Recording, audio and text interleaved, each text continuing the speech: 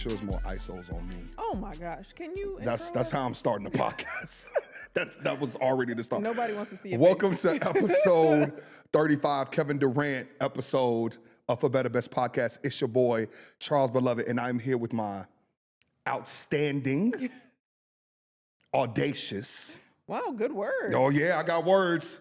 And augmented wife. Augmented. Now you're just making stuff up. How am I making stuff up? I'm not making stuff up at all. So augmented, I want to make sure everybody understands why I say augmented. Yo, the first time I saw Shireen naked, y'all. Oh my God. How are we opening this I episode? wanted to make sure people knew what I'm talking about. I thought you got your body done, but I was like, she's poor. She's from the Bronx, so I don't believe it. But so you're not augmented, but you're very beautiful.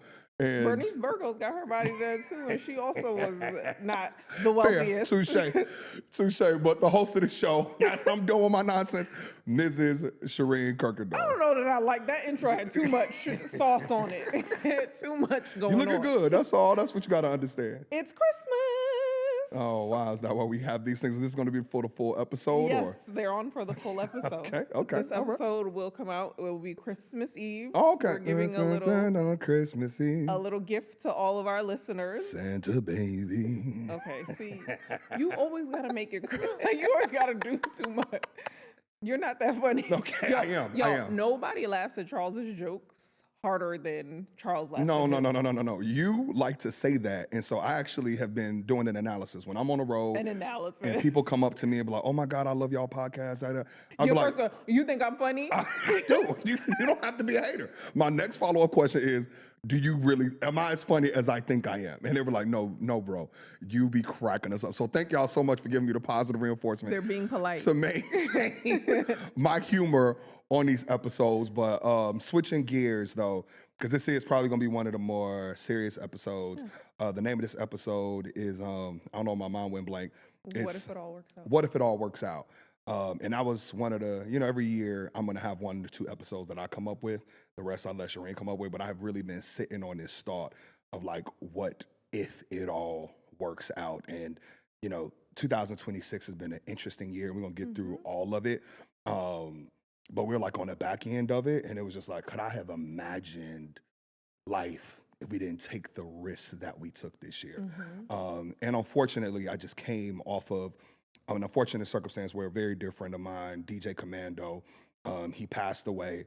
It was self-inflicted. I can share that. His parents wanted to be open about that and the mental health that, is plaguing people, but specifically plaguing Black men. And I know that there's a egregious amount of pressure that I put on myself on a day-to-day basis, some of which we talked to you guys about, in years past about, my blood pressure being high just from overworking. And even in those moments of overwork, I would say public facing, everybody probably thought Charles was just being regular Charles. And Commando really broke my heart in a sense because he, like me, he's somebody that had the high energy, somebody Life that of the party. I fed off of. Like he did every party that I ever had done in Chicago. And part of the reason why I was even open to scaling so quickly is because I was like, if I put the heavy hitters together in Chicago, I have lower risk of us taking the financial hit if I get a Commando, if I fly in Nate from New York. So he's been paramount to the growth and my success over the years so much. We did Croatia together. We did Yachnik together out there. My man was literally trying to get me to go with him to Colombia. My man, he was like, I want to split time, beloved. I want, you know what I mean? He did my stuff with Blavity. Like he's such a great guy. And I just want to say, I went to the funeral and his parents really lifted my spirits. And I was just so shocked at how strong they were, that they're literally uplifting our spirits. I think they saw how loved their son was. Yeah, man. But he was absolutely loved. But I think that it was important for me to start that episode and be like, I can't take any more days for granted because it's not promised. And also, like, I'm trying to become a person that's more in tune with my own feelings and emotions. And even talking about the loss of my dear friend, like, normally that's not something I would talk about on Instagram. I would just go through what I need to go through. I would just be silent 5 days, and then I would come on the back end, be back to being the funny, loud, charismatic guy. But I'm like, these emotions have been eaten away with me, and it was like important for me to just start to share that side of me too, and not just harbor and bottle that up. And I'm just so happy that I'm able to get through this episode, because I'm honestly coming on the back end, because Commando really got to me, and that's my guy, man. But I know you similarly had a situation earlier this year, and I know we talked about it briefly on the pod, but you want to talk about Chyna? Yeah, so one of my sorority sisters, she was my bridesmaid. When I met Charles, she was one of the first people I called, like, girl, I met a guy. And she passed away earlier this year. She was a cancer survivor, and she had some health stuff, and she passed away suddenly. And I know for me, I was taken aback, because I found out she passed away on a Sunday, and I had been texting her on like Thursday. Yeah. And in the text, we were talking about the next time we were going to see each other. And I think it really sobers you, because you realize, like, we're always talking about tomorrow, the thing we're going to do. And you realize some people don't see that tomorrow. Yeah. Like, our last conversation was literally saying, hey, we're moving to Houston. She's like, okay, let me know when y'all are settled. I want to bring my daughter down. I'm talking about our 10 years. She's like asking me plans. Like, it's hard. Even when I think about our 10-year, I get teary, because I'm like, I can't imagine that she's not going to be there. Yeah. So I think so often we want to say, like, it's about to be a new year. Everyone's going to come with their New Year's resolutions. And I'm like, yo, start today. Yeah. Because you don't know if they'll be tomorrow. If you have a friend and you're like, yo, I've been thinking about that person, text them and let them know. Yeah. And I think even with Commando, it's like, people are so strong on the internet, or show up so well, especially on Instagram. It's like our highlight reel, but we don't know what they're going through when they close the app, when they go home and it's silent at night and they're by themselves, and those voices in your head start telling you everything that you aren't not, despite what you put out to the world. So, like, check on your people, check on your friends. Like, and I know we all of our lives are crazy. We're all so busy, but like, take that moment and just like reach out. Because I know when I think about Chyna, I never thought that day when I woke up, and it happened to be Mother's Day. So we were coming from church, and I was getting ready, after I'm going to text all the mothers and tell them Happy Mother's Day. Like, it never occurred to me that I wouldn't get to send that text. So I know this is something that you wanted to talk about. I think when we talk about mental health in just specifically the Black community, I feel like it's not something that is touched on or talked about a lot. So I'm so glad that his parents wanted to be open. Yeah, transparent. I mean, they're just so incredibly strong. But my key takeaway is, like, check on your friends, but check on your strong friends too. I fall, and I know that I do, into that strong friend category, and that everything. Charles got it all together. Charles is good, and I'm the person that is making sure other people are good. But like, I'm encouraging everybody, honestly, now, that if you hit me and be like, Charles, you good? I'm like, yeah, I'm good. And I do that quick. And it's like, no, but are you really good? And I get to give it up to watch somebody. Like, I had a great year one year. She was like, but are you good? Like, you happy? I'm like, yeah, I'm literally happy. You see, I'm happy. She's like, no, but like, seriously, are you really happy? And I had to stop and be like, am I really happy? And I thought about it, and I was like, no, I am. But I'm like, that double check actually matters. I feel like that's the fast-paced nature of life, right? Like, if I'm like, oh, Charles, how are you? You're having a shit day. You're not going to be like, well, since you asked, my day's been going fucking terrible. So I think that double check-in, and honestly, just like, if you feel like someone's off, be like, yo, your energy feels off. Like, are you good? Yeah. I think even leaning into those moments, I think sometimes we're like, the energy fell off, but they, they got it together. They're good. They're good. Yeah, we make excuses. We try to make the moment feel right, and it's like, no, double down and be like, yo, yesterday you fell off. Like, are you good? You need something? Yeah. Because I think, like, life is moving fast, and if I'm having a crappy day, I don't want to burden somebody else with that. So what do? We say, I'm good. Crazy day, but I'll get through it. Yeah. And people gloss over it. I'll say that. Somebody's like, yeah, I got you.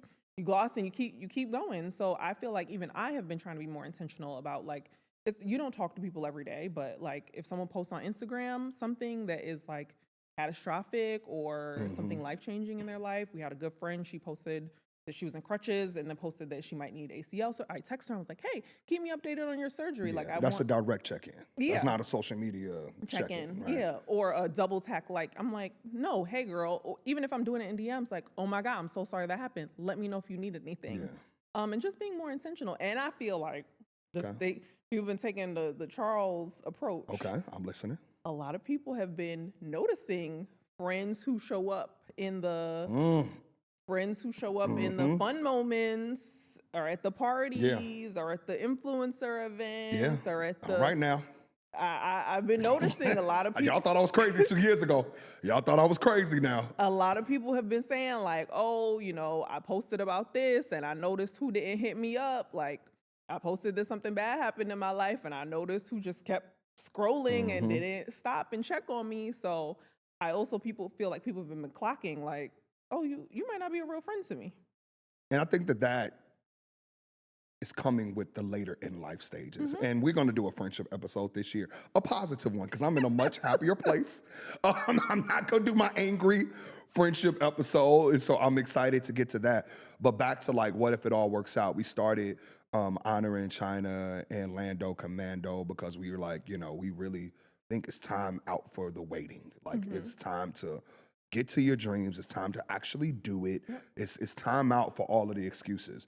And when I think about my entrepreneurial journey and it's Charles Beloved Productions nonsense, as I call it, that I've gotten myself into, like had my former company not kind of forced the scenario, wouldn't have never done it.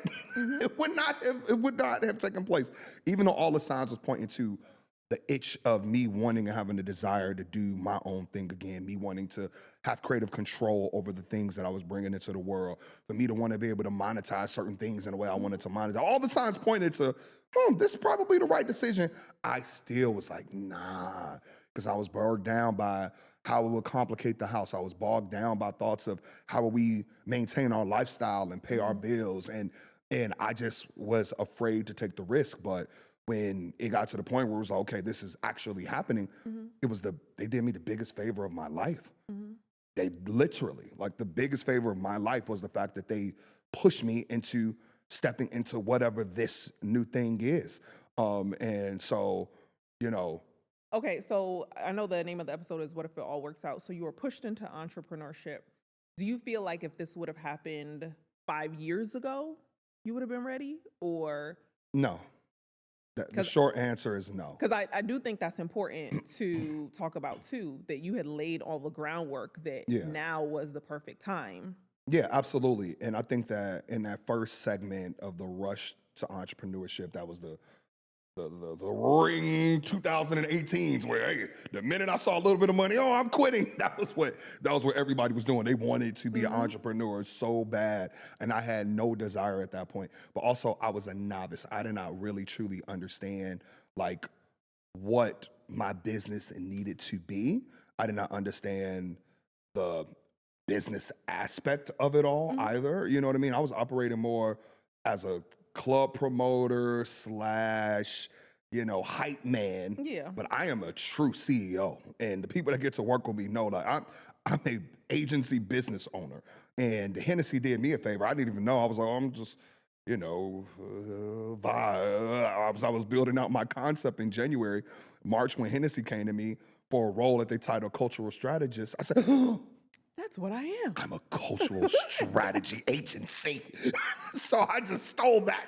I stole the title that they gave me, and I made that the crux of what it is. I'm like, I'm a cultural strategist. I know exactly what to do to make the vibes right. You know what I'm saying? And so it's all still fluid. But 5 years ago, no.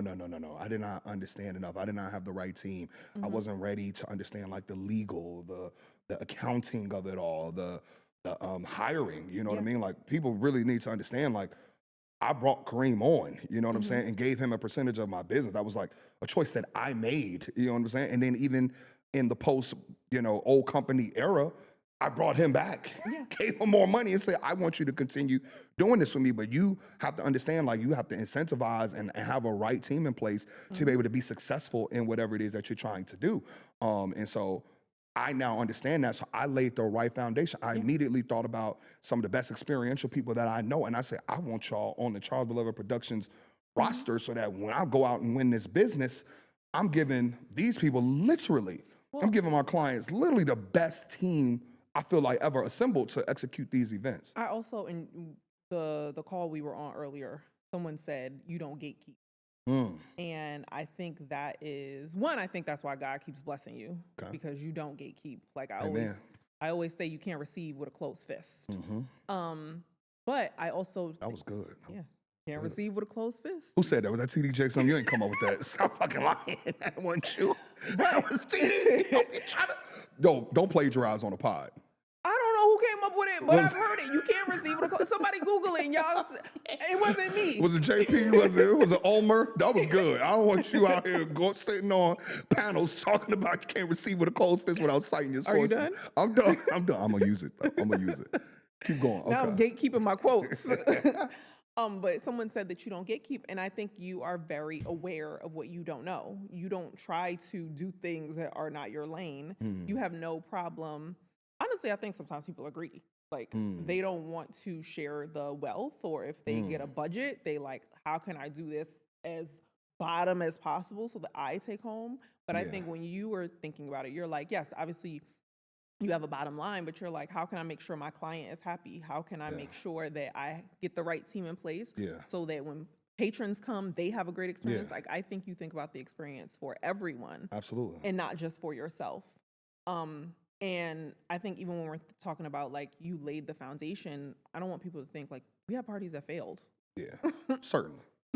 Certainly. Lost money multiple times. There were times. Even in this realm of season we had, I looked at my P&L, I was like, that one was negative, that one was negative. I prepare for either something not going right or somebody not paying. Like I just built into the P&L one of those scenarios every year. And even as good as I might be in this space now, you know, there's going to be some factors that you can't predict. You can't predict where something is just not going to go right. So, you know. And I think early you were focused really on the money. Like it was, how much cash can I clear? Like, and obviously we were buying a house, we were starting our lives together, we were doing a wedding. Like this all came about because we were trying to pay for a wedding. But I think as you have gotten older now, you're like, the money is great, and I think the money is going to come, but like you're focused on like having power and your voice being one that matters in the room.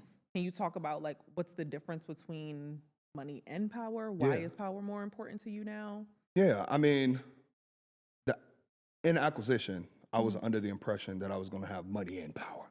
And I'm going to take over the world. But when you sell something, you no longer own it. And therefore, you gave up your power. You gave up your power, whether you really thought about it that way or not. And I chose, in my opinion, this is literally what acquisition, you chose the money over the power. And I thought that was what I cared about because I worked so hard to be successful and make these events successful because I want the money for whatever reason. But now, going through not necessarily having creative control and the final decision making and having, air quote, the power, I realized how important that ultimately is and was to me. Like, I'm a true creative in that way. You're also very type A. And of course, type A. I think you have to be type A to be this. So to be beloved, you gotta be type A. You thought you were okay giving up the power, so you really had to give up the power. You were it's like this doesn't work for me. This doesn't work for me. So in this new realm, you know what I mean? But I don't want people to think I'm just some control freak all the way around. I'm a control freak in the things that I believe I'm the best at. And I'm the best at the in-event experience, which comes with the talent selection, which comes with the vibes, and which comes with how people are gonna feel when they leave. That's all I wanna control. I'm sorry, I'm making all these sounds, but not actually saying the words. Decor, the decor, the build out, the door staff. But I have opinions, but I'm like, I'll let the experts deal with all of that. But that's kind of in the P&L. Those kind of things that I'm like, let me kind of dictate, and then everything else, I wanna hire people who love to do it. And that was one of the things I talked about at CultureCon. It was like in this second phase in scaling, there are things and tasks that you have to do as a CEO. And this is also in Morgan's book to a certain degree. I'm like, And me doing those tasks that I hate was taken away from my ability to go out and win business. Yeah. And there's people who literally love to do the tasks that I hate. So why not just hire them to be their best beloved self in that task and let beloved focus on the task that beloved needs to focus on. And in that new realm of understanding, I have been way more agile. This is our biggest profitable year between me starting the business in the Blavity era and then a post-Blavity era. Like, this was the top earning year. And I mean, honestly, because I've been able to just hone in and focus on the things that I do well, focus on the client relationships. And for me, I would rather make less money to retain a client and have residual business than try and profit as much as I possibly can, knowing that at this point, it's going to be a one-off and they probably are never going to try to talk to me again. Work with me again or probably not talk to me again. They're like, Charles is out here scamming like these other people from episode 1. Not scamming. But you know what I'm saying? But like, that's just really my main focus. Yeah. And I know, so you are all about the metrics. Talk about it, data. I'm the data guy. Yeah. That's what people don't see. And I think when you're the party guy, people think that you can't be both. Oh yeah. And I tell people all the time, I'm like, oh, y'all get fun, Charles. Y'all don't get, y'all don't know. Somebody was like, I think I said something about you being angry. And somebody was like, not Charles. I said, first off, the gas was crazy. Charles gets angry. Secondly, I love that. Whoever that is, thank you. We're going to dinner. I want to take him out. Secondly, Charles is nuts. Absolutely gets angry. And Charles is very type. They were like, Charles is type A. I'm like, yes. Yeah, they must not be that close to me. And that's like, fine. And I love that is. I think they were just so used to seeing you in social settings. Yeah, no, I'm like socially, I'm great. And I don't think that people realize that when you're standing on stage creating a vibe, that there was so much work put into that moment. So, and people have said it to me too. Like one of our friends, this was years ago, she was like, I saw Charles and Nate Nate was our DJ. I saw Charles and Nate cueing each other. And I was like, oh, they practiced this. Precisely, So I think people think that you are just, and not to say you're not good, but people think like, oh my God, you just created that moment. I was born with this talent and energy. The moment just created itself. And I'm like, no, you actually put a lot of work into creating that moment. So when when I'm at a party, I'm seeing your type A personality come out, but people are like, no, Charles is a great time. It was so much fun. And I'm like, it was fun because he is choosing to make sure the vibe is right every single time. So with the podcast, I know you're a metrics guy and our metrics are not always the greatest. Yeah. But it's something we keep continuing to do. Yeah. To the point where season 2, you were like, I'm not doing that anymore. Oh yeah, we almost wasn't here right now. I'm tired of spending money. And I think you have to take a step back and realize like you can do some things that are to be monetized, but also you can do some things that are your passion. Yeah. What made you actually continue to bankroll this project? Well, I gotta say at the me? top of, well, yeah, absolutely. That plays a huge role in this. That I love was you. So nice. Really? is that wow, okay. I'll accept the moment. I mean, I do actually love you and I want to see you happy and this is your baby.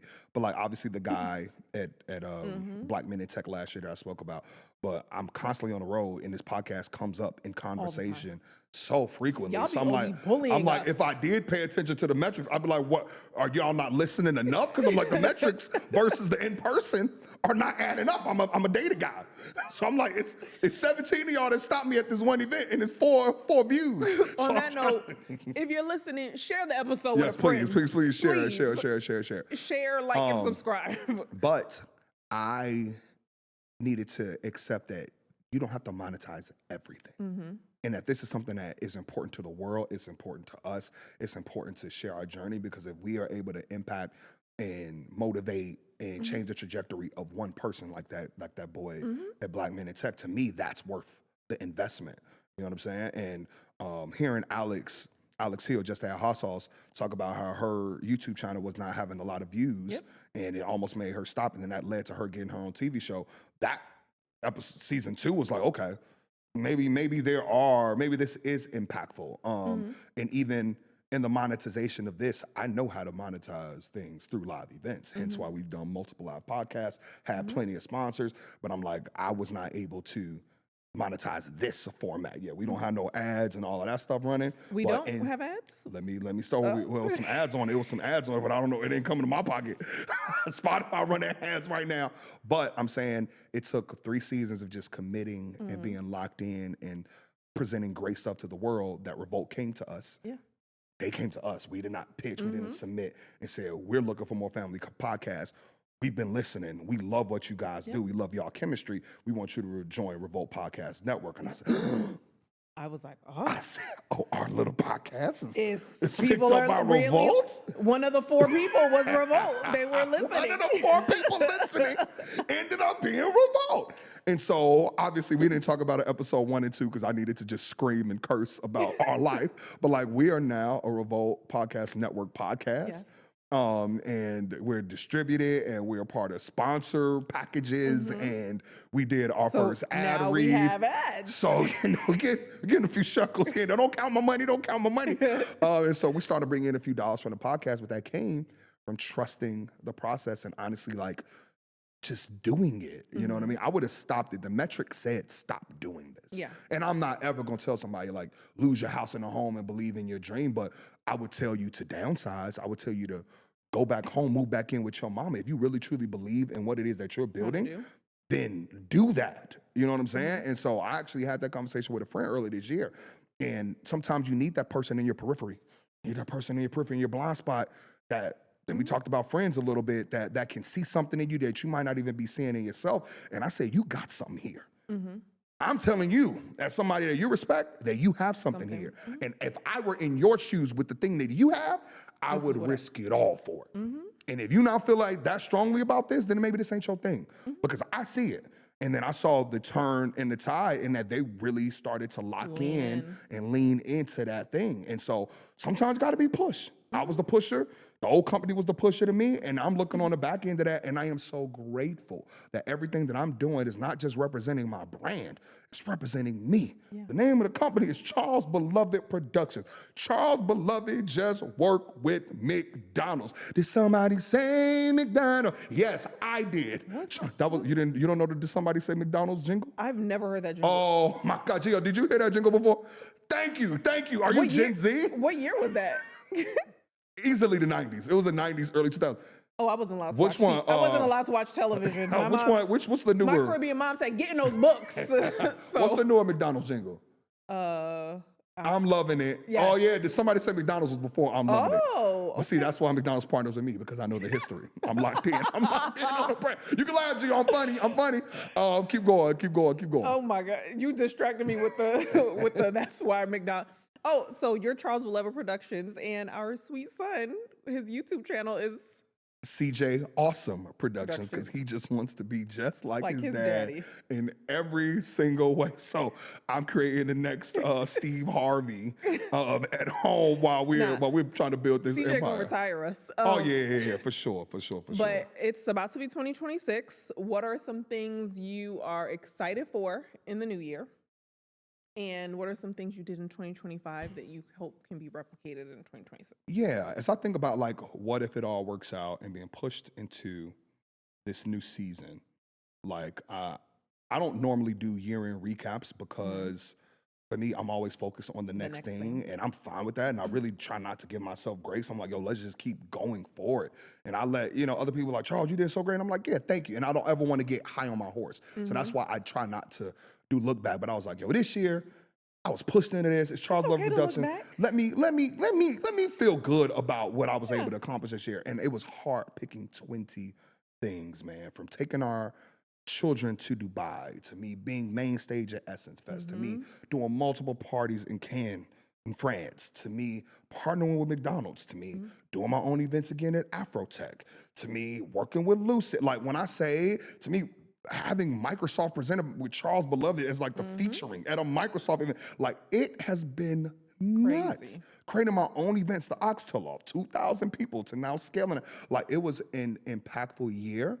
And even in that, I'm worried about next year. Yeah.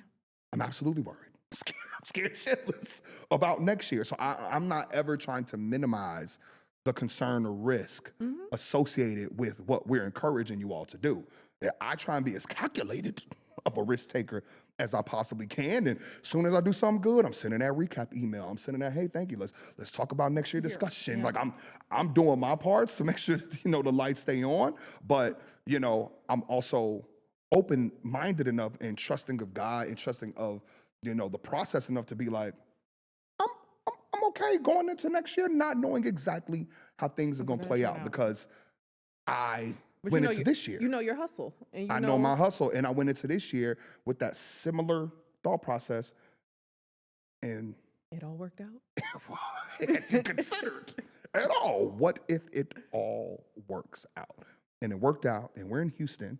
We're in a beautiful, damn near mansion. Lord knows I didn't think Houston was going to work out. All of that, making the largest amount of money for my business that I ever have with major clients, working with a brand that was just started with 200 followers, Charles Beloved Productions. That's 200 something followers on the business page. But you're the brand. I know I'm the brand. I know that I'm the brand, and I totally accept that. But like, there's still a level of trust there. And I don't have 10 years of business in this realm, and I'm working with the companies that I'm working with. So I'm just like, as you consider all the different scenarios that make you fearful, some of which I'm still dealing with. I'm still dealing with some of those emotions. But like, make sure you still consider if that plan A actually plan A is, and it all works out for you. And so that's how I'm approaching 2026, open-minded, trusting in God, having faith, being as calculated as I possibly can about how we want to continue to build. We have some learning lessons this year for sure. And I'm like, okay, I'm locking in. I'm locking in on brands. Do I want to do conference after parties no more? No. Was that something I was effective for R&B House Party? Yes. I'm like, here now, I'm only trying to work with brands and be host on big stages. If it ain't one of those two things, I'm staying at home with my family. Why? Because in the unintended benefit to me becoming a full-time entrepreneur is I have more time. I have more peace. I used to be at home, locked in a room when I was at home. On that computer. Locked in a room. So I was home, but I wasn't present. I was locked in. Now this woman in my office for 5 hours of meetings, and I'm the one having to do stuff. And I'm like, I don't like this. I don't like this at all. I was like, is this what it was like for me? Bill still got to get paid. Oh, okay, boss lady. Bill still got to get paid. And so I'm present. My blood pressure's down. And don't get me wrong, doctor still want me. Y'all see I'm slimming. Let me show the neck. Show the zoom in, show the clavicle, zoom in. And so I'm at a real healthier weight. But I still have like medicine stuff that they want me to take. And I was about to say that they want you to take. And I haven't been taking it as consistently as I should. But I went to the doctor for something. Be better than Charles, y'all. Yeah, definitely take your medicine. Don't be like me. Because this story is not to tell you not to take your medicine.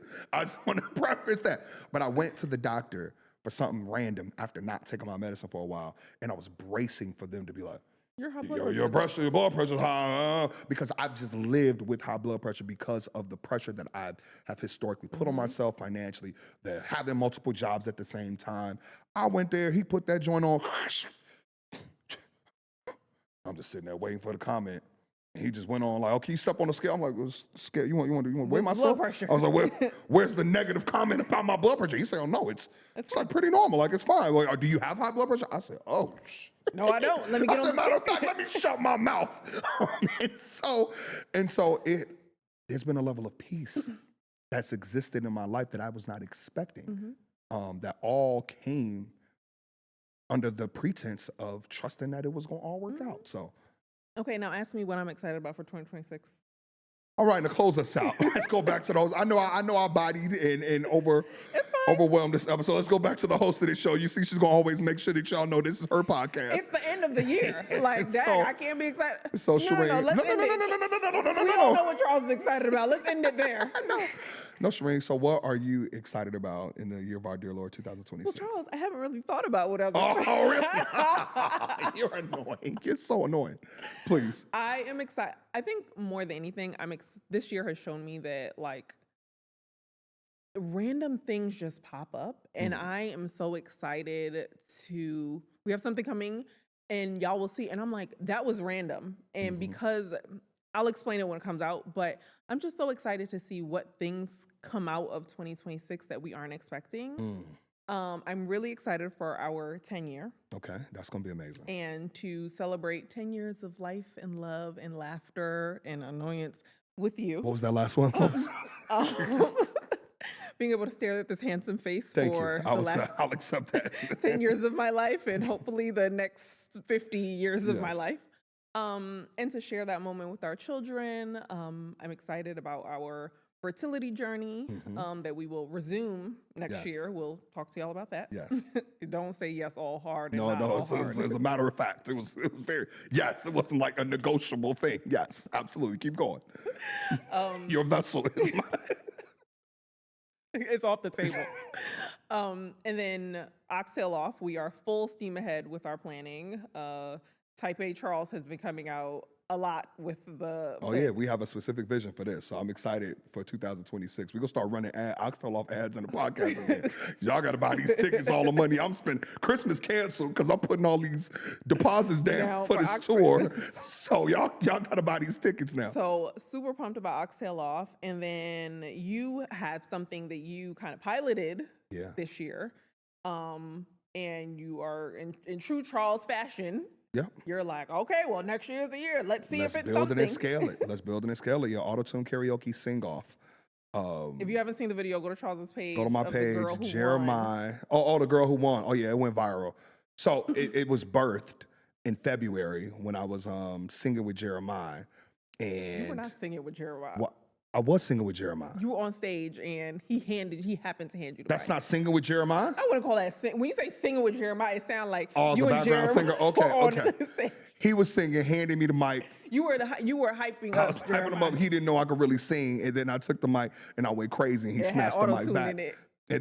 And then my guy was like, "Yo, that could be a thing." And so, in true Charles shared the wealth fashion, I said, "Hey, do you want to do this with me?" And we waited, and we debuted it in November at Afrotech. The auto-tune karaoke sing-off is giving that R&B vibe back. I was like, "No, I don't want auto-tune like hip-hop. I want people to come up here and sing." And then we built that out, and it was phenomenal, y'all. It's The like girl who won killed it. Have an auto-tune in your mic so you can sound good. You don't have to be fearful of hitting the notes. It's going to course correct. And bro, like it was such a fun, incredible experience. I was like, I got to take this on the road. And so that's 2 new IPs that are birthed. Oxtail Off and this, out of me being able to get back into my creative bag again. And so I'm like, who knows what these next ideas are about to be? But I'm excited to be able to put all this under the Charles Beloved Productions umbrella and keep bringing fly shit to the world, man. So next year is already gonna be busy. Oh yeah. The weekends Clearly. are filling up. If you'd like to invite us to something, let us know. Let us know now. So we can turn it down and send a nice gift. We can pencil you in. And I say pencil because we might have to erase it if something come up. Oh man. But we won't see y'all. So I pray that everyone has a Merry Christmas, an incredible New Year. I hope for all of you, as you think about what your 2026 goals, you don't wait until 2026 to do them. You decide to start today. You start putting plans into motion today and capitalize on the fact that you are here, you are breathing, you are on this earth. So use that time, use it wisely. Love on your family during this holiday season. Love on each other during this holiday season. And we will see you in 2026. And just remember, what if it all works out? I just need somebody